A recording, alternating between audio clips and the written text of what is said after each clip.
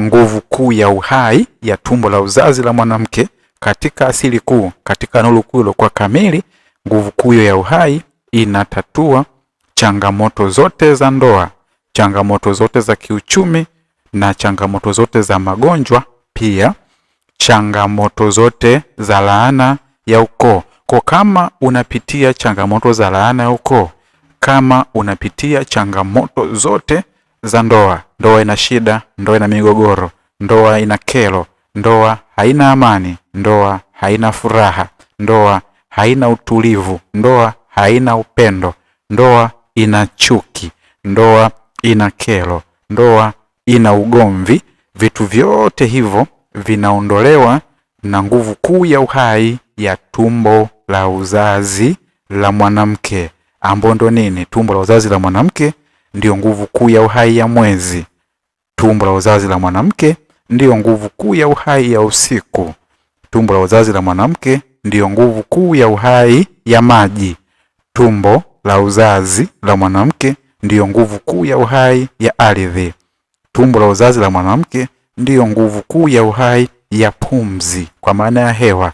Hii ni kwa mujibu wa asili kuu iliyokuwa kamili, kwa mujibu wa ufahamu mkuu uliokuwa kamili, na kwa mujibu wa nuru kuu iliyokuwa kamili, pia kwa mujibu wa sasa kuu iliyokuwa kamili ambayo ipo ndani ya umbo la duara. Umenielewa vizuri? Kwa kumbe katika asili kuu iliyokuwa kamili, katika nuru kuu iliyokuwa kamili, tumbo la uzazi la mwanamke ndio chanzo cha kila kitu. Tunaposema tumbo la uzazi la mwanamke ndio mwanzo wa kila kitu. Tumbo la uzazi la mwanamke ndipo nuru ilipo. Ndani ya tumbo la uzazi la mwanamke ndipo amani ilipo. Ndani ya tumbo la uzazi la mwanamke ndipo furaha ilipo. Ndani ya tumbo la uzazi la mwanamke ndipo utulivu ulipo. Ndani ya tumbo la uzazi la mwanamke ndipo nuru ilipo. Kwa nini? Kwa sababu tumbo la uzazi la mwanamke ni nguvu kuu ya uhai ya usiku.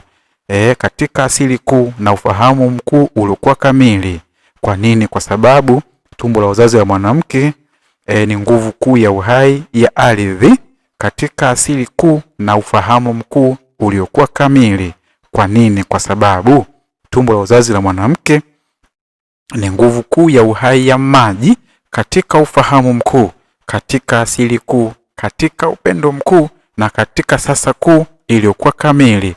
Tumbo la uzazi la mwanamke ni nguvu kuu ya uhai ya pumzi, katika asili kuu, katika upendo mkuu na katika nuru kuu iliyokuwa kamili ndani ya umbo la duara. Maana yake ukiwa na ufahamu huu unaanza kuona sasa kumbe kama una changamoto zote unazopitia basi zinaondolewa kwa kutumia tumbo la uzazi la mwanamke ambao ndio mwezi wenyewe. Umenielewa? Ipo namna hii. Mwanamke kwa maana ya tumbo la uzazi la mwanamke hupitia hatua 4 au hupitia vipindi vinne. Mwanamke kwa maana tumbo la uzazi la mwanamke katika asili, tumbo la uzazi la mwanamke katika ufahamu, tumbo la uzazi la mwanamke katika nuru, tumbo la uzazi la mwanamke katika sasa kuu kwa kamili.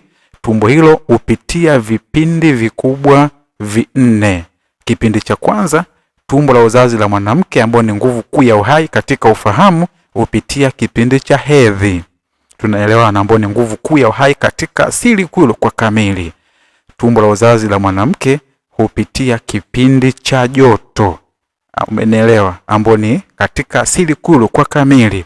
Tumbo la uzazi la mwanamke ambao ni nguvu kuu ya uhai hupitia kipindi cha vuli, kwa maana ya nguvu kuu ya uhai ya vuli katika asili kuu na ufahamu mkuu kwa kamili. Tumbo la uzazi la mwanamke hupitia kipindi cha kipupwe katika asili kuu na ufahamu mkuu uliokuwa kamili. Tunaona vizuri? Kwa kumbe tunaposema tumbo la uzazi la mwanamke tunamaanisha nini? Tunamaanisha nguvu kuu ya uhai ya hedhi, tunamaanisha nguvu kuu ya uhai ya joto, nguvu kuu ya uhai ya kipupwe na nguvu kuu ya uhai ya vuli. Vyote hivi unavipata ndani ya tumbo la uzazi la mwanamke, kwa maana ya nguvu kuu ya uhai ya ardhi, kwa maana ya nguvu kuu ya uhai ya maji, kwa maana ya nguvu kuu ya uhai ya mwezi, kwa maana ya nguvu kuu ya uhai ya usiku, kwa maana ya nguvu kuu ya uhai ya pumzi, kwa maana ya hewa. Tunaelewana vizuri? Maana labda kwa ufafanuzi tuweze kuelewana hapo. Unapoona mwezi, ile ni nguvu kuu ya uhai ya mwanamke. Lile ni tumbo la uzazi la mwanamke, na mwezi pia hupitia vipindi vinne. Ule mwezi unaotazama, ile ni nguvu kuu ya uhai ya mwanamke, kwa maana ile ni tumbo la uzazi la mwanamke. Mwezi hupitia kipindi cha kwanza ambao ni mwezi kuandama.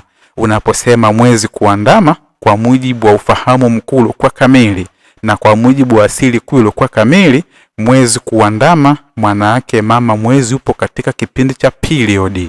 Kipindi hicho mwezi upo katika kipindi cha hedhi. Ndio maana ya mwezi kuandama. Maana yake kipindi cha baridi.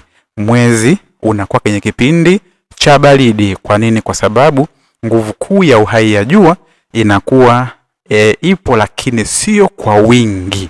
Tunaona vizuri? Ndio maana ya mwezi kuandama. Na tukisema nguvu kuu ya uhai ya jua, maana yake ni nguvu kuu ya uhai ya kiume. Mmenielewa? Kwa mwezi kuandama, maana yake mwanamke yupo period. Mwezi upo katika hedhi. Maana yake mwezi upo kipindi cha baridi. Tumeelewana? Maana yake nini? Maana yake nguvu kuu ya uhai ya kiume kwa maana ya jua inakuwa haiko kwa wingi ndani ya mwezi. Ndio maana mwezi unakuwa upo katika kipindi cha baridi, maana kipindi cha hedhi. Tunaelewana vizuri? Na ukumbuke mwezi ni nguvu kuu ya uhai ya kike. Mwezi ni nini? Mwezi ni tumbo la uzazi la mwanamke. Na hivyo hivyo ilivyo unapoona ardhi inapitia kipindi cha baridi, manake hivi, manake mama ardhi, kwa sababu ardhi ni nguvu kuu ya uhai ya mwanamke, ardhi inakuwa kipindi cha period, kipindi cha hedhi, na ndio kipindi cha mavuno. Tunaona vizuri? Kipindi cha period, kipindi cha baridi ndio kipindi cha mavuno. Kwa kumbe kipindi cha baridi katika ulimwengu, katika asili, katika ardhi, manake ardhi inapitia kipindi cha period, kipindi cha hedhi. Na hivyo hivyo unavyoona mwanamke unayemfahamu wewe anapokuwa kipindi yupo kwenye period au kwenye hedhi, manake mwili wake unakuwa umepungua joto, anakuwa ana joto dogo, manake anapitia kipindi cha baridi. Kwa wanawake wote ambao wapo kwenye hedhi huwa wana joto dogo ndani ya miili yao. Manake nini? Manake kipindi hicho tumbo la uzazi linapitia kipindi cha baridi. Kwa kumbe ardhi ni tumbo la uzazi, mwezi ni tumbo la uzazi, wanawake wote ni tumbo la uzazi, na vitu hivyo vyote ni kitu kimoja. Mwanamke kwa maana mama yako, dada yako, shangazi yako, ardhi, mwezi na maji ni kitu kimoja. Vyote hivyo ni matumbo ya uzazi ya mwanamke na vinafanya kazi kwa kuungana. Mwanamke hutegemea mwanamke mwenzake mwezi ili aende period. Mwanamke hutegemea ardhi ili aende period. Mwanamke hutegemea maji ili aende period. Kwa nini? Kwa sababu zote hizo ni nguvu kuu za uhai za mwanamke katika asili kuu na ufahamu mkuu na nuru kuu iliyokuwa kamili, ambayo ipo katika kipindi gani cha sasa kuu iliyokuwa kamili yenye umbo la duara. Tumeona vizuri? Kwa ukishaanza kuwa na ufahamu huu, kumbe mwanamke ana vipindi vinne. Sasa kipindi gani sahihi ambacho wewe unaweza ukaweka ndoa yako sawa? Tumeelewana? Kipindi gani ambacho mwanamke akiwa unaweza ukaweka ndoa yako sawa? Tumeelewana? Nimekwambia tena mwanamke ana vipindi vinne. Ana kipindi cha baridi kwa maana period, ana kipindi cha joto, ana kipindi cha vuli, pia ana kipindi cha kipupwe. Kwa unapoona masika, manake tumbo la uzazi la mwanamke lipo kwenye kipindi hicho. Tumeona vizuri? Kwa manake hivi, kwa kumbe sasa katika level kuu ya ufahamu, katika level kuu ya nuru, katika level kuu ya sasa kuu iliyokuwa kamili ambayo ipo kwenye umbo la duara, Ukiwa na ufahamu huu, unaweza sasa ukaanza kutumia maarifa ya msingi sana ya kuweza kutatua ndoa yako kama ina migogoro, ndoa yako kama ina ugomvi, ndoa yako kama ina kero, ndoa yako kama ina maumivu, ndoa yako kama haina furaha, ndoa yako kama haina amani, ndoa yako kama haina utulivu, ndoa yako kama ina kero, hofu, wasiwasi na chuki.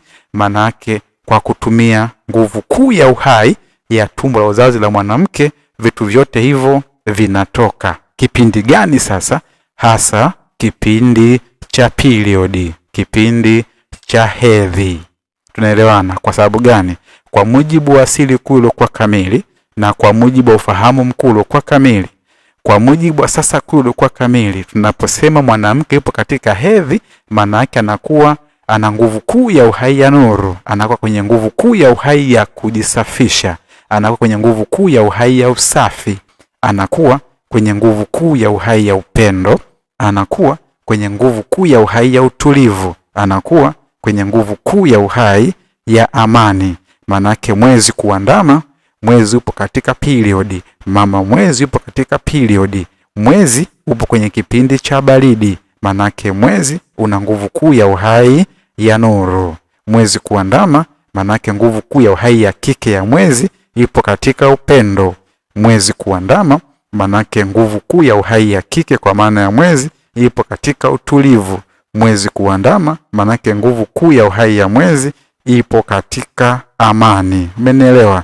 Kwa kumbe sasa kipindi cha baridi ndiyo kipindi ambacho ulimwengu hupitia mavuno.